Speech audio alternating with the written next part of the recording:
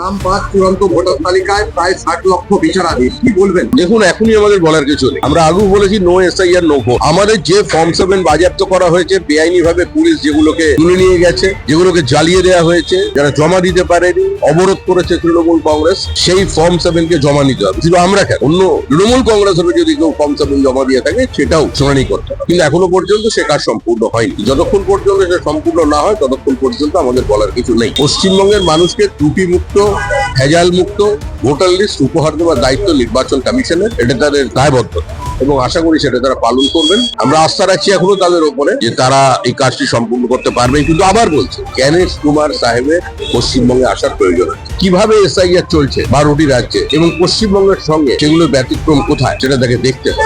একটা সীমান্তবর্তী রাজ্য যার 2200 কিলোমিটারের বেশি আন্তর্জাতিক বর্ডার আছে, যেখানে 562 কিলোমিটারের উপরে কোনো ফেন্সিং নেই, যেখানে একটা সরকার প্রকাশ্যে অনুপ্রবেশকারীদের ভোটার লিস্টে নাম ঢোকায়, যেখানে রোহিঙ্গাদের আমন্ত্রণ জানানো, যে রাজ্যের ভোটার লিস্টে কি হতে পারে এটা দেখবার জন্য আমার মনে হয় জ্ঞানেশ কুমার কি তার পুরো টিম নিয়ে কলকাতায় আসে। রাজীব কুমারকে রাজ্যসভা সদস্য করছে তৃণমূল কংগ্রেস, কি বলবেন?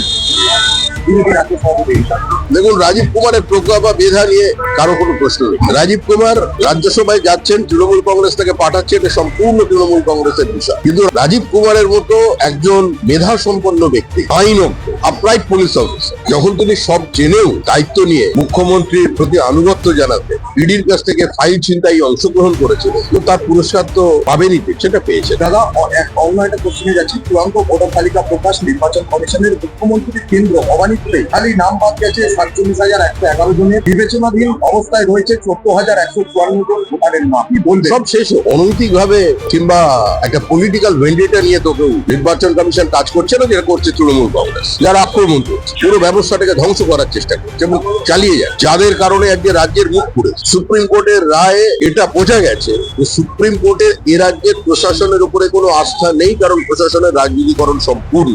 যেভাবে ডিএমরা, যেভাবে ডব্লিউবিসিএস অফিসাররা এ রাজ্যে আচরণ করেছে, এর ফল তাদের পেতে হবে। আপনার এই উত্তরবঙ্গ যাত্রা বাগডোগরায় যাবেন? না, আমাদের তো পরিবর্তন যাত্রা শুরু হয়েছে।